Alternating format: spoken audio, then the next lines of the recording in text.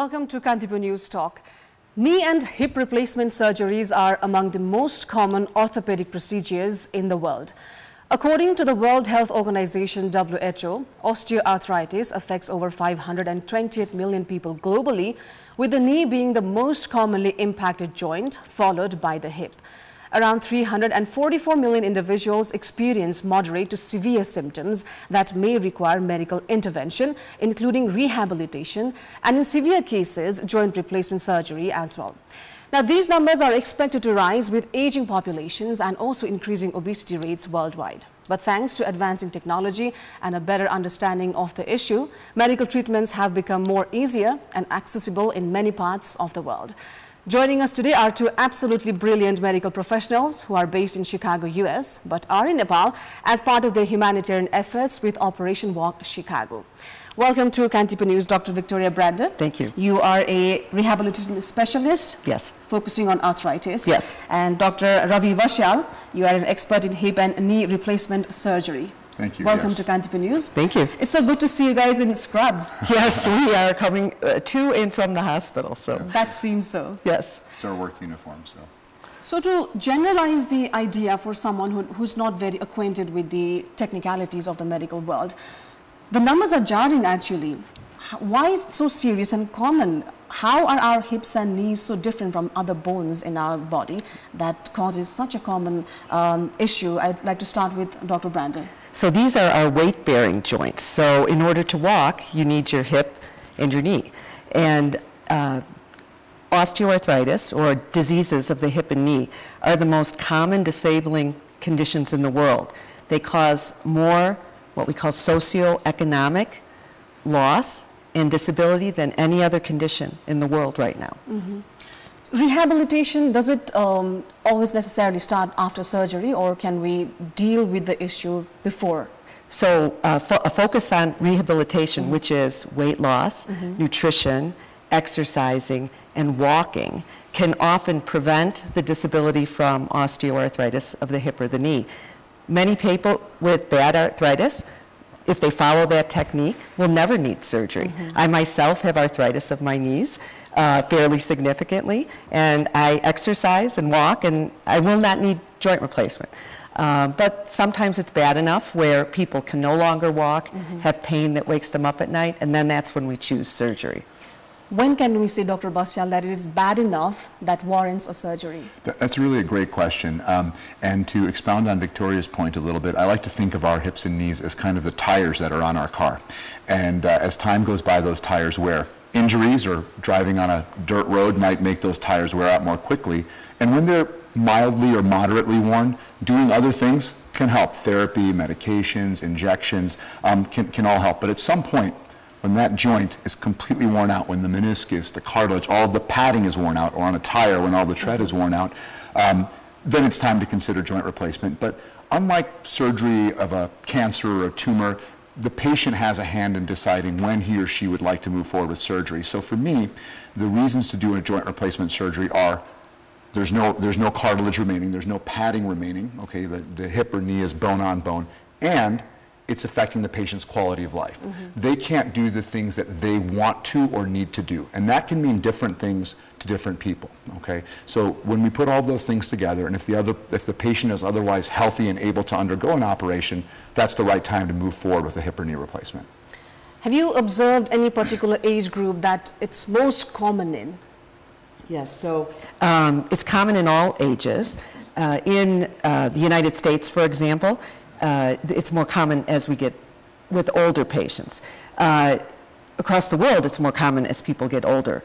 But in countries like Nepal, where there is less health care, less prevention, and also more physical work, particularly in marginalized communities, we're seeing rates of terrible arthritis in very young people. Mm-hmm. So the patients, for example, we'll operate on here are often far younger than we would do in the United States. What about your observation? Yeah, I would agree with that. You know, there are certain organic diseases that can cause arthritis to sort of onset more quickly than just the general wear and tear that just goes on over time for all of us. And we see that, you know, across the world. In Nepal, we often see that these diseases are neglected or not treated in marginalized communities, and therefore the arthritis progresses much more quickly. I would say that when we're here, we have the same sort of general population of people in their late 60s and 70s that have just worn out their joints over time. But uniquely here, we are seeing some very young people that have had devastating injuries or diseases that were neglected because they're part of a marginalized community. So we kind of have a little bit of a larger young group here as well. So aging is one of the most prominent factor here. Yes, I think that again, part of it is activities of daily living. There's a lot of more squat-legged work that's done here. There's some genetic component to it as well. But yes, as we age, like I said, like the tire on the car, it keeps wearing as time goes by, and the more weight and work that's put on that tire or joint, it's going to wear out more quickly. So obesity is a big risk factor. Now for younger diseases of the hip, alcohol use. So alcohol and smoking can cause a deterioration in the hip joint called avascular necrosis. And we see that in young men. And in Southeast Asia in particular, we see much more of that than we do in the rest of the world because of those two risk factors. You've been in Nepal for like 20 years? Yes. With Operation Walk Chicago? 15 years with Operation Walk, yes. And Dr. Bashyal has been here for like 15 years, has been coming to Nepal. Yeah, you know, my father is actually from Nepal. He is from Yes. Palpa, from Barangdi in Palpa. I was born and brought up in the United States, but I've had the pleasure of coming back, you know, as a tourist with my father as a child. But working with Dr. Brander and Dr. Stolberg, other co-founder, have had the pleasure of coming back with Operation Walk. I think this is my 12th year in a row, other than the COVID years, that I've had the pleasure of coming to Nepal on a professional medical basis.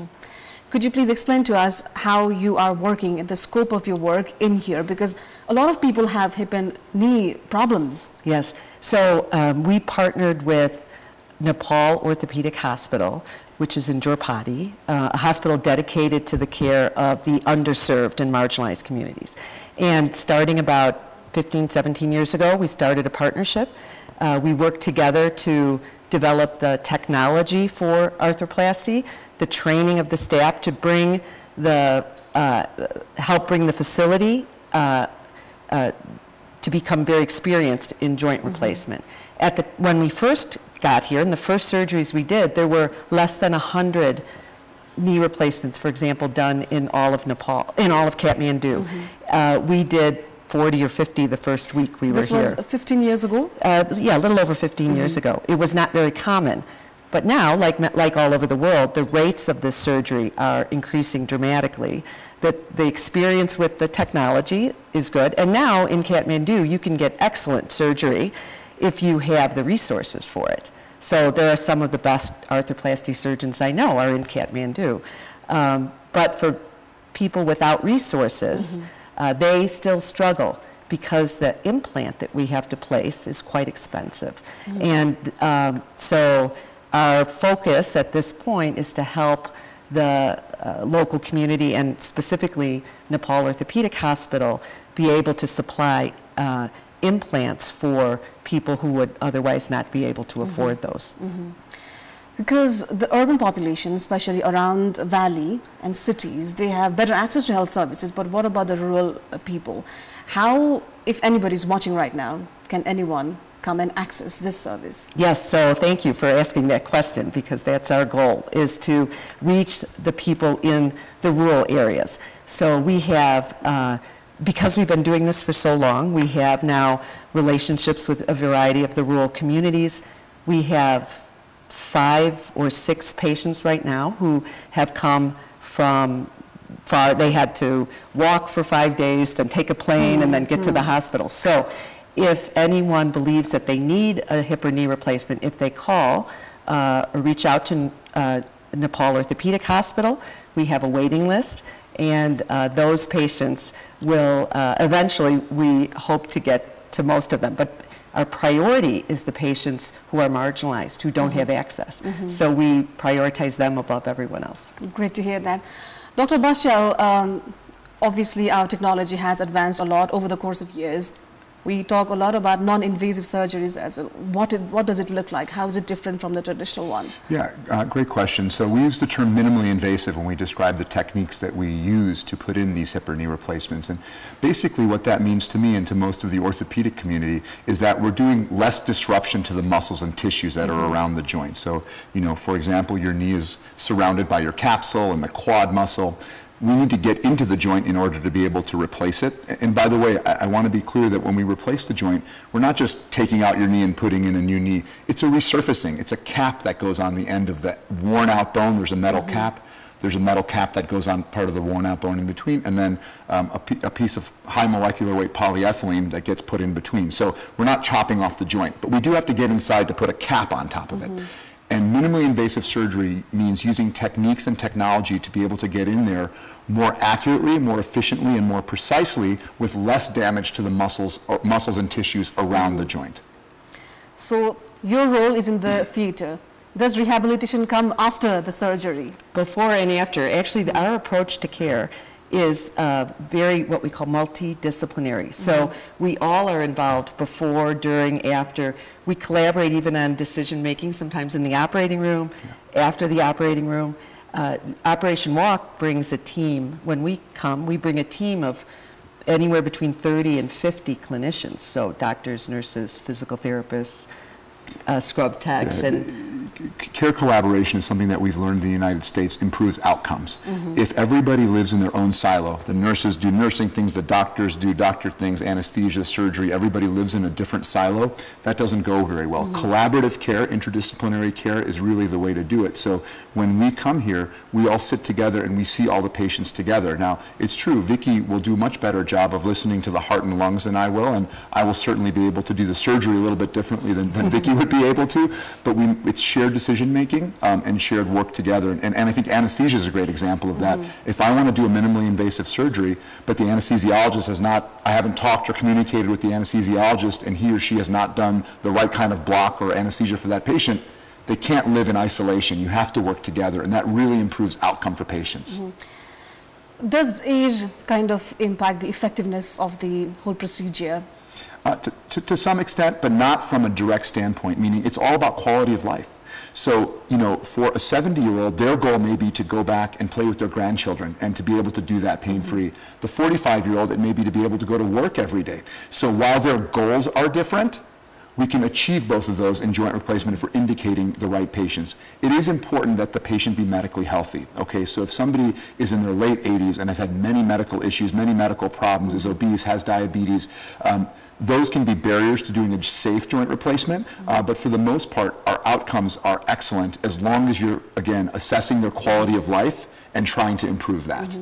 Dr. Bashyal, this I'm asking you because it's a general concern. There is a belief that if you replace one knee, you'll have to do the other as well. No, that's absolutely not the case, and I'll explain it this way. Oftentimes, people do have two worn-out knees, okay? That's just the nature of the disease, and in those people, they may choose to replace both of their knees, but we see plenty of people that have just one worn-out knee and not the other.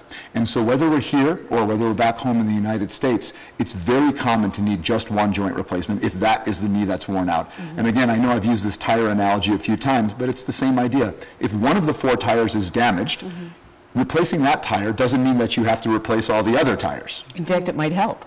Correct. If you're not overusing the other joint. Then that also comes with a question of the lifespan of the new tire. Yes. You know, technology is dramatically improving. When I started, I've been in practice about almost 15 years now, and when I started, I was taking care of a lot of patients that had had their joint replacements in the 80s and 90s, where the plastic had worn out, the metal had worn out, whatever it might be. When we look at joint replacement now, the future is very bright. The implants, when we look at registry data, large sets of data, looking at hundreds of thousands, even millions of these implants, they're lasting for much longer. In fact, they're lasting for so long that the most modern implants we have now have been doing very, very well at a 20-year mark, that we're not even seeing significant signs of wear. We don't have 40 or 50-year data on them yet because they have not been around for that long. But when we look at the 20-year data, there was a big change in the way that plastic was made in the early 2000s. So we're about 20, 25 years out from that now. When we look at the wear rates, they're incredibly low. So for many patients, this will be the only surgery they need. Whereas 20 years ago, when I was in training, we used to tell people in their 50s, hey, you're probably going to have something else done in your 60s or 70s. That is no longer the case. So of course, there's variability. We can't tell every person exactly how long it's going to last. But for many or most patients, this will be a lifetime joint for them. Yeah, so we tell people, expect 20 to 30 years at least. Cool. Yes. Dr. Brander, what is it for a general audience watching us right now? What is it that we overlook in our day-to-day activities that kind of accumulates into the health condition? Yes, so the most important things, and if I had to just have every single person do this, is to walk. So if you can walk distances, and walk with a normal pattern to your walking, you know, don't limp when you walk, really focus on the way that you use your body. That is the single most important thing you can do to prevent arthritis and to prevent the deterioration from arthritis. So that would be number one. Keep your weight down. So obesity is a big risk factor. And then avoid smoking and alcohol. So if people would just do that, their life is much better. Whether or not they even need a joint replacement. Because the people that do that do better after surgery too. Dr. Bashyal? Yeah, I agree with that. I think obesity is the #1 risk factor that we know can influence the rate of arthritis. There are some genetic factors. There are some people that no matter what they do will never get arthritis, and other people that if they do everything perfectly may still get arthritis. There are diseases that can attack the body that it's not the person's fault. Juvenile rheumatoid arthritis is an example of that. That's not the normal wear and tear. That's the body attacking the joint. But outside of that, for the general public, okay, sort of an average, obesity is the #1 risk factor that we know that, again, can cause those tires to wear out more quickly. If there's more cargo in the car, those tires are going to wear out more quickly. I would agree that smoking is probably #2 on my list, okay? It's detrimental for your health overall and probably leads to worse outcomes from an arthritis standpoint as well. So I think that if we could affect obesity, which is tied into nutrition, okay, that goes together. So eating well, eating healthy, staying active, and not smoking are probably the most important things. That kind of reminds me, we have an increasing trend of going to gyms, lifting heavy weights. What do you think of the tires in that condition? I think lifting weights in a safe way, targeted way, is perfectly good strategy, but it doesn't replace the endurance walking exercise. So sometimes we see people who spend a lot of time in the gym and then their gait, the way they walk, is impaired, and we know that they're going to wind up with arthritis in that joint down the line.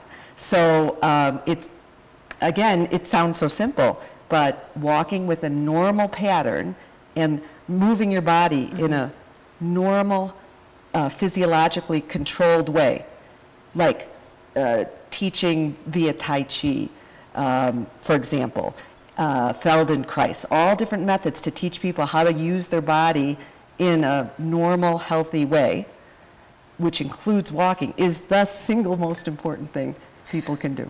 Dr. Bashyal, you mentioned something about genetic aspect of it. Is there some gene code that makes one immune to it? No, and it's a great question. We know, for example, in hips that there are certain genetic abnormalities or differences that might lead you to have hip dysplasia. And we know that if you have hip dysplasia, that leads to arthritis. But as of yet, we don't have an arthritis gene. We don't know the gene that causes osteoarthritis or makes you more prone to osteoarthritis.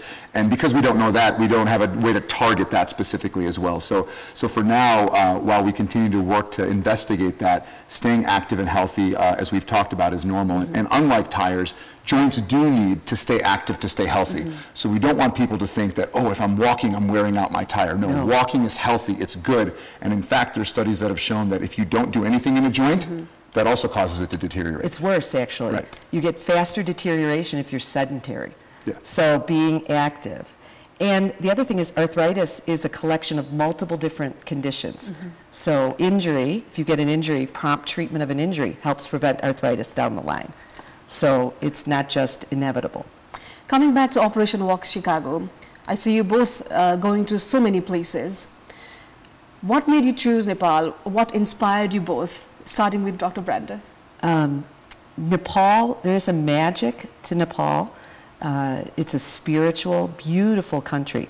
So it fulfilled the basic requirements, which is marginalized communities, and new technology, and partners in Nepal Orthopedic Hospital that were capable and dedicated to learning. So those were the basics. But the people of Nepal are so loving and kind and humble and hardworking that we have, and just speaking for myself, fell in love with Nepal, that decided this would be a part of our future every year. Dr. Bashyal, you have your roots here as well. Yeah, mero buako ghar cha yo. So it is a very meaningful place for me, sort of deeply in my family roots. Growing up in America as a first-generation American in the early 80s, it was very isolated as a Nepalese kid. There weren't very many. Now I'm very glad that we have so many Nepalese in America. But in the late 70s, early 80s, there weren't any. My father moved in 1969 to Minnesota. And certainly being exposed to Nepalese culture as a kid, that was always there. Getting to partner with Vicky and Dave, which was truly serendipitous. They had already identified Nepal Orthopedic Hospital before they had met me. It seemed like there was some fate that drove me here, and every time I come back, it becomes strengthened. I met my wife in an airport coming back from one of these trips. That's how I randomly met her, and she is also Nepalese, and her family is here. So for me, it's been a deep cultural and spiritual draw for me. Everything that Vicky said about the people and the need here is absolutely true, but there's something magical about being able to do something in your father's country when he did so much for me. And so for me, that's been a full circle moment of really being able to bring that back. Great. Lastly, because science is always advancing, how do you see this whole thing evolving in the next few years or 10 years down the line? Go ahead. I think that technology will continue to improve to increase access for patients. There are many people that need hip and knee replacements. The challenge of being able to do the surgery has come down because we understand it well enough. It's done millions of times. We have the protocols down. And we can teach across the world people how to do this surgery. Nepal does not have a software problem, meaning the intellectual ability to do the surgery is here.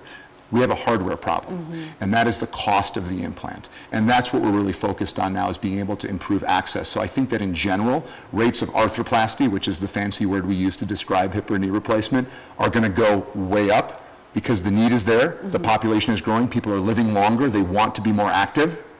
So that's going to just continue to go up. And as long as we can continue to provide access, continue to provide an ability for patients in need to be able to get the implants they need, I think Nepal is going to see a boom of joint replacements because the surgeons are talented and skilled. We just need to be able to get these to the patients that need them the most. And in order to do so, we inaugurated this trip something called the Pritzker Arthroplasty Fund for Nepal. So a philanthropic family, Tom and Margot Pritzker, have donated money for a fund that will help offset the costs for the implant for the most marginalized people so that we can improve the volume of care provided to these people. Thank you very much, Dr. Brander, Dr. Bashyal, for your time. Thank you. And for your contributions as well. Thank you. Thank you for having us. It's a pleasure. Yeah, namaste. And that is all for today's News Talk. Stay with us with Kantipur Television HD for more news and entertainment. Bye for now.